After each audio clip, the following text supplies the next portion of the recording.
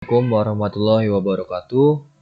Perkenalkan, nama saya Andika Muslim, dan teman saya Diana Kristi Surati dari kelompok 19 20 215. Di sini kami akan menjelaskan tentang sejarah dari PLTU Tarahan yang berada di Lampung dan eh, akan menjelaskan proses absorpsi yang terjadi di PLTU Tarahan. Ya, untuk yang pertama itu adalah profil dari perusahaan. Nah, perusahaan ini memiliki nama PLTU Pembangkit Tenaga Listrik Tenaga Uap Tarahan. Lalu untuk alamat perusahaannya itu di Jalan Lintas Timur Sumatera nomor kilometer 15, Rangai Tritunggal, Kecamatan Katibitung, Kabupaten Lampung Selatan, Lampung. Untuk kapasitas listriknya itu adalah 2 kali 100 MW. Nah, untuk sejarahnya, pembangunan fisik PLTU ini dimulai sejak tahun 2001. Nah, kemudian diteruskan pada tahapan pembangunan sipil yang resmi dimulai dilakukan pada tanggal 15 September tahun 2004, yaitu dengan pemasangan tiang pertama secara simbolik oleh Wakil Gubernur Lampung, yaitu Samsurya Riyashudu, didampingi oleh Direktur Pembangkit PLN Pusat, Ali Herman Ibrahim, dan proyek ini dibiayai oleh GBIC Odaloan dengan nomor IP 486 dengan alokasi sebesar 6,41 miliar JPY dan 176,97 juta US dollar. Dana pendamping dari pemerintah RI, APBN dan APLN senilai 332,8 miliar di luar biaya perolehan tanah dan pekerjaan persiapan. Lalu pembangunan PLTU Tarahan ini merupakan kebijakan pemerintah Indonesia yang ditindaklanjuti oleh PT PLN Persero supaya mengembangkan pembangkit listrik non-BBM dengan memanfaatkan batubara berkalori rendah. Lalu untuk kebutuhan bahan bakar batubaranya, PLN mengadakan kerjasama kontrak dengan pembelian kepada PT Bukit Asam supaya untuk menyuplai batubaranya ke PLTU Tarahan. Karena dengan mempertimbangkan lokasi stockpile batubara yang berasal dari tambang terbuka Tanjung Enim yang posisinya berdekatan dengan PLTU Tarahan. Lalu untuk energi listrik yang dibangkitkan selanjutnya ditransfer melalui jaringan transmisi 150 kV ke Gardu Induk New Tarahan, lalu dibustrikan ke Gardu Induk Kalianda, Gardu Induk Sutami, dan Gardu Induk Sri Bawono. Selanjutnya, saya akan menjelaskan mengenai proses absorpsi di PLTU Tarahan. Pada PLTU Tarahan, proses absorpsi digunakan untuk memisahkan gas CO2 dari gas hasil buang. Absorben yang biasanya digunakan di industri untuk memisahkan CO2 adalah larutan MEA, NaOH, K2CO3, dan Na2CO3. Berikut adalah skema dari proses absorpsi di PLTU Tarahan. Pertama-tama, gas dari hasil PLTU Tarahan akan ditampung dan akan dimasukkan ke dalam heater. Pada heater ini, gas tersebut akan dirubah suhunya menjadi 50 derajat Celcius. Setelah suhunya 50 derajat Celcius, maka gas tersebut akan dialirkan melalui bagian bawah dari kolom absorpsi. Dan untuk absorbennya akan dipompakan dan dialirkan melalui bagian atas dari kolom absorpsi. Setelah itu akan terjadi kontak antara fasa gas dan fasa cair. Setelah pengontakan tersebut, maka kadar CO2 pada gas akan berkurang karena CO2 tersebut akan terserap oleh absorben. Gas yang kadar CO2-nya telah berkurang akan keluar melalui bagian atas kolom dan akan ditampung untuk diolah lebih lanjut atau untuk dipasarkan. Sedangkan absorben dari hasil absorpsi ini akan keluar melalui bagian bawah kolom dan ditampung untuk dilakukan proses stripping, di mana proses stripping tersebut bertujuan agar absorben dari hasil absorpsi dapat digunakan kembali untuk proses absorpsi yang berikutnya. Dan sekarang lanjut ke pembahasan untuk praktikum modul B, gas absorption yang telah kami lakukan. Dari kelompok 19.20.2.15. Nah, untuk pembahasan pertama, yaitu tujuan pertama, proses absorpsi pada weighted wall column dan packed bed column.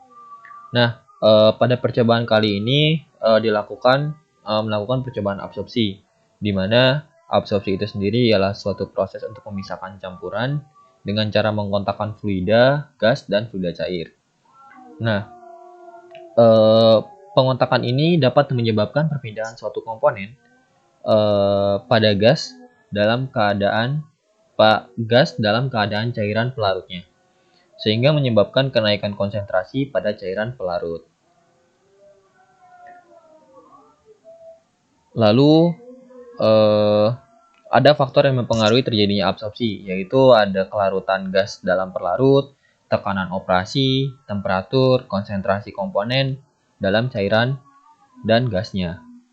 Nah, lalu ada juga luas bidang kontak dan lama waktu kontak. Nah, karena pada semakin tinggi temperatur, maka kelarutan gas semakin rendah. Namun jika tekanan semakin tinggi, maka kelarutan komponen gas pada fase cair akan semakin meningkat. Nah, lalu pada percobaan untuk weighted wall column itu didapatkan hasil data seperti ini. Nah, dilihat dari data tabel dan kurva grafik, nilai berdasarkan teori, nilai konsentrasi akan berbanding lurus dengan laju alir, yang berarti jika laju alir semakin tinggi, maka nilai konsentrasi yang didapat pun akan semakin besar. Nah, hal tersebut dapat terjadi karena laju alirnya itu akan semakin cepat. Nah, dari data yang ditinjau dari tabel, bahwa dapat disimpulkan jika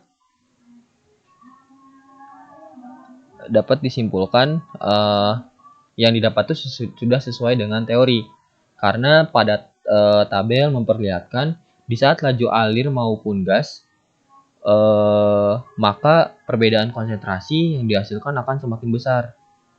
Nah, lalu jika kita lihat ke kurva, pada gambar tersebut menunjukkan hasil perubahan konsentrasi terhadap laju alir, dan dapat bahwa semakin besar laju alir cair maupun gas, itu maka nilai konsentrasinya akan semakin besar, dan hal tersebut sudah sesuai dengan teori.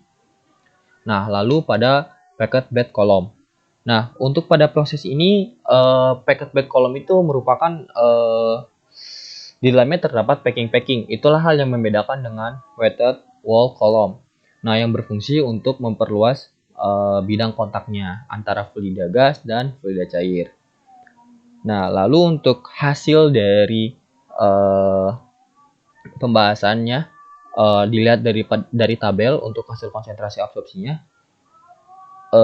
karena berdasarkan teori, konsentrasi itu berbanding lurus dengan laju alir, yang berarti jika laju alir semakin besar, maka nilai konsentrasi yang didapat pun akan semakin besar. Hal tersebut dapat terjadi jika laju alir semakin tinggi, maka laju penggantian kontak pun akan semakin cepat. Nah, ditinjau dari tabel, hal tersebut sudah sesuai dengan teori, karena semakin tinggi laju alir, maka laju pengontakan akan semakin cepat dan akan memperbesar nilai konsentrasinya.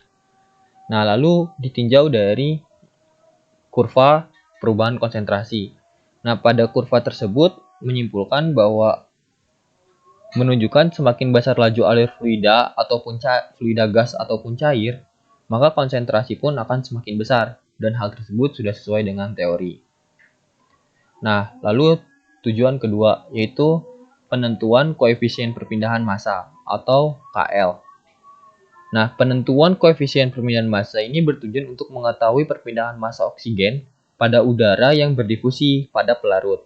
Dan koefisien perpindahan massa dipengaruhi oleh laju alir, yang dimana ketika semakin besar laju alir pada cairan, maka koefisien perpindahan massa akan semakin besar. Dalam teori Weightman, menyatakan bahwa kesetimbangan diasumsikan terjadi pada permukaan terbatas atau interface antara fasa gas dan fasa cair, sehingga tahanan pada kedua fasa ditambahkan untuk memperoleh tahanan keseluruhan. Nah, lalu untuk dilihat pada grafik, untuk hasil percobaannya, hal tersebut sudah sesuai dengan teori. Karena di mana jika semakin besar laju alir, maka akan mempercepat kontak antara fasa gas dan fasa cair pada dinding wetted wall column, yang menyebabkan perpindahan massa pun semakin besar. Tetapi jika dilihat pada gambar grafiknya, kenaikannya pun tidak terlalu signifikan. Nah, hal tersebut tuh bisa disebabkan oleh beberapa faktor, seperti faktor laju alir fluida cair yang tidak stabil, yang mengakibatkan kontak antara fasa cair dan fasa gasnya itu tidak efisien atau tidak maksimal. Lalu ada juga faktor pengotor yang terbawa oleh fluida cairnya, yang menyebabkan kontaknya tadi itu tidak berjalan maksimal karena adanya pengotor di fluida cairnya. Pembahasan berikutnya adalah perbandingan konstanta perpindahan massa secara teoritis dan percobaan pada wetted wall column. Konstanta perpindahan massa merupakan salah satu parameter untuk menghitung kecepatan perpindahan massa. Nilai koefisien perpindahan massa dipengaruhi oleh bilangan-bilangan tak berdimensi, yaitu bilangan Sherwood, bilangan Smith, bilangan Galilea, dan bilangan Reynolds. Pada konstanta perpindahan massa, nilainya diperoleh dari kurva hubungan ln SH dengan ln RE dan ln F sebagai intercept. Pada kedua tabel berikut dapat kita lihat perbandingan dari konstanta perpindahan massa secara teoritis dan secara percobaan, di mana pada konstanta perpindahan secara percobaan nilainya lebih kecil dibandingkan dengan secara teoritis. Perbedaan tersebut dikarenakan pada teoritis dan percobaan terdapat asumsi-asumsi yang berbeda, di mana secara teoritis keadaan dianggap ideal, dan secara teoritis tidak memperhitungkan kendala-kendala yang mungkin terjadi pada percobaan. Selain itu, secara teoritis juga tidak memperhitungkan perubahan konsentrasi oksigen.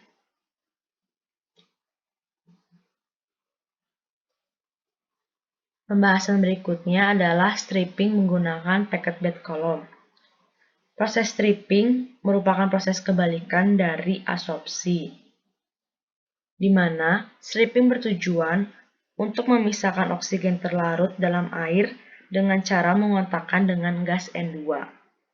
Pada proses stripping terjadi difusi, di mana air sebagai fasa cair yang memiliki konsentrasi O2 lebih tinggi dibandingkan dengan N2, sehingga O2 akan terdesorpsi dari air ke gas N2. Proses stripping dilakukan pada packet bed column, dan air yang keluar dari proses stripping ini akan memiliki konsentrasi O2 yang rendah dibandingkan dengan air yang masuk pada proses stripping. Pada kurva berikut, kita dapat lihat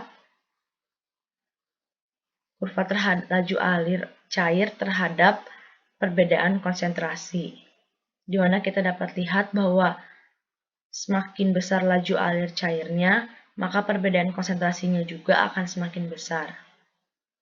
Hal tersebut menandakan bahwa hasil yang kita dapat telah sesuai teori. Di mana menurut teori, jika semakin besar laju alir cair yang diberikan, maka akan semakin banyak O2 yang terdifusi pada fase gas. Oleh sebab itu, maka perbedaan konsentrasinya juga akan semakin besar.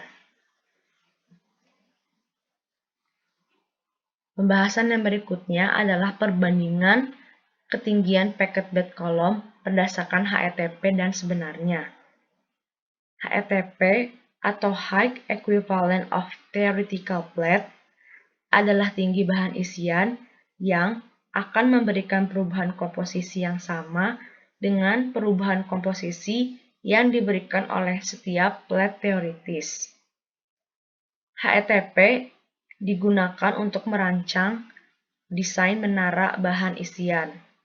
Selain itu, HETP juga dapat menentukan efisiensi dari suatu menara bahan isian. Pada tabel berikut dapat kita lihat tinggi sebenarnya dengan HETP yang kita dapat. Pada tabel berikut dapat kita lihat bahwa tinggi sebenarnya dan HETP memiliki nilai yang berbeda, yaitu HETP memiliki nilai yang lebih besar dibandingkan dengan tinggi sebenarnya. Hal tersebut menandakan bahwa proses tersebut tidak berjalan dengan baik atau efisiensinya kecil. Adapun faktor yang menyebabkan perbedaan nilai tersebut adalah adanya pengotor pada packing, sehingga nilai HETP yang kita dapatkan semakin besar dan pemisahannya kurang baik. Selain itu, aliran yang tidak stabil juga dapat menyebabkan proses difusi menjadi kurang optimal. Oleh sebab itu, maka nilai HETP yang kita dapatkan dapat berbeda dengan yang sebenarnya.